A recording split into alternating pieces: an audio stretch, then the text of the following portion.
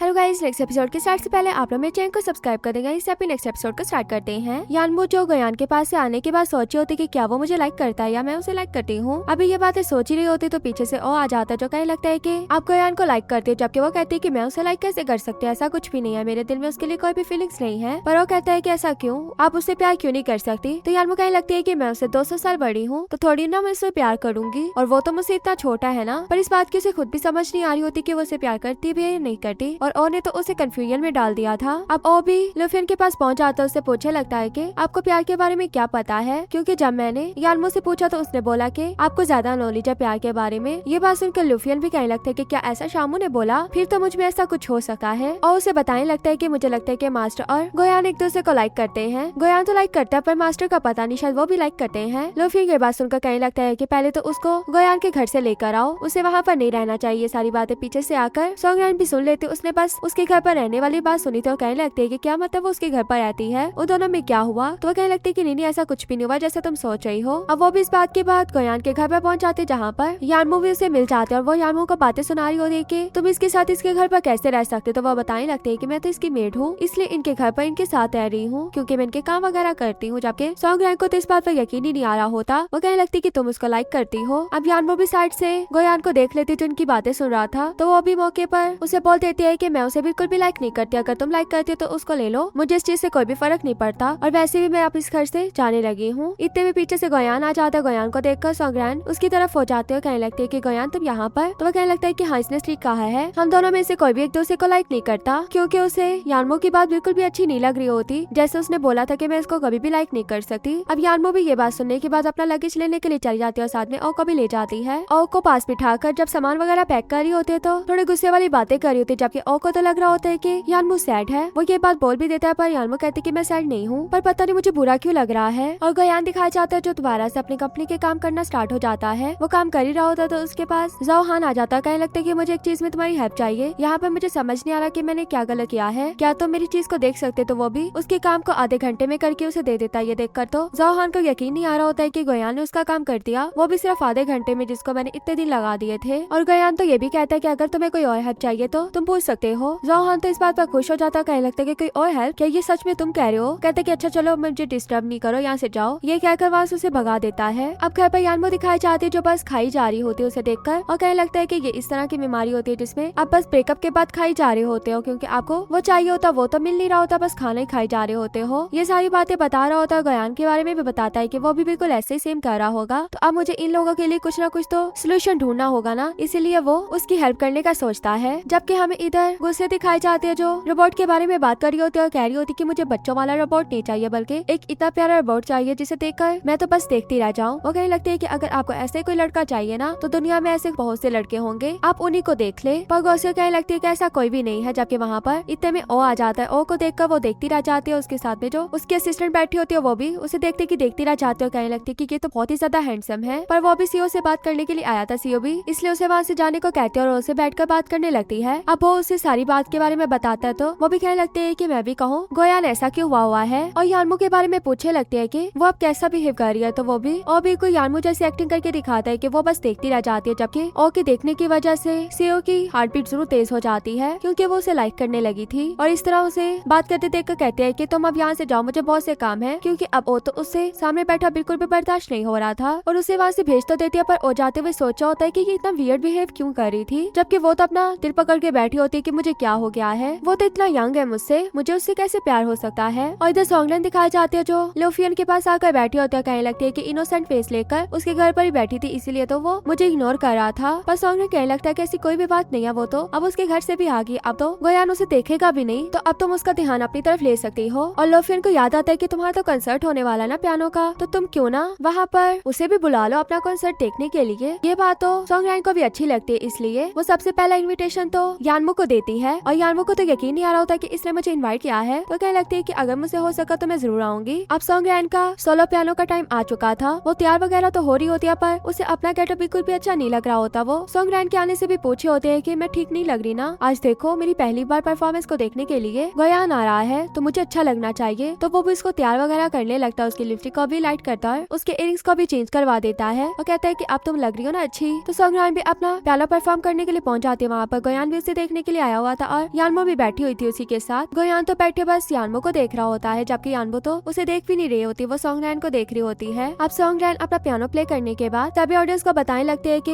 ये सॉन्ग वो सॉन्ग था जो मैंने एक लड़के को छोटे होते प्ले करते सुना था और उस लड़के को देखते साथ ही मुझे उस पर क्रश आ गया था और आज वो लड़का मुझे दोबारा से मिल गया है। पहले हमारा एक दूसरे से कांटेक्ट हो गया था और आज तो वो मेरी परफॉर्मेंस को देखने के लिए भी आया है, तो मैं उसको स्टेज पर इनवाइट करना चाहती हूँ। जबकि गोयान को पता लग गया था कि वो जिस छोटे बच्चे की बात कर रही है वो मैं ही हूँ। वो स्टेज पर नहीं जाना चाहता था और यानमो को जाते हुए देख रहा होता है कि मुझे जाना चाहिए या नहीं, जबकि यानमो तो उसकी तरफ भी नहीं देख रही होती। वो फिर सॉन्गरान के पास पहुंच जाता है। अब सॉन्गरान भी सबके सामने उसको प्रपोज कर देती है कि क्या तुम मेरे बॉयफ्रेंड बनोगे, ये कहकर उसकी तरफ अपने बाजू भी बढ़ाती है, जबकि वो तो वहीं पर उसे बता देता है कि मैं तुम्हें लाइक नहीं करता बल्कि किसी और को लाइक करता हूँ। ये बात सुनते ही यानमो तो वहाँ से भाग जाती है और वो जैसे ही यानमो की तरफ इशारा करने लगता है कि वो लड़की यहीं पर बैठी है, पर आगे से पता लगता है कि उस जगह पर तो कोई भी नहीं है। तो सॉन्गरान कहने लगती है कि जैसे ये बचपन में मजाक किया करता था अभी भी ये वैसे ही मजाक करता है, वहाँ पर तो कोई भी नहीं है तो इसका मतलब तुम किसी को भी लाइक नहीं करते हो। वो कहता है कि नहीं ऐसी बात नहीं है। सॉन्गरान सभी ऑडियंस को कह देती है कि चले देखते हैं कि कब तक ये नहीं मानेगा। ये कहकर सभी को बाय करने के बाद गोयान को वहाँ से लेकर जा रही होती, जबकि गोयान कहने लगता है कि तुम्हें क्या हो गया, मैं तुम्हें लाइक नहीं करता हूँ। वो कहती कि मुझे पता है कि तुम यानमो को लाइक करते हो, पर देखो अगर वो तुम्हें लाइक करती होती तो वो यहाँ से ना जाती, पर वो तो यहाँ से चली गई ना। पर गोयान कहता है कि ऐसी कोई बात नहीं है और यानमो दिखाई जाती जिसे भी गोयान अच्छा लगने लगा था और ये बात वो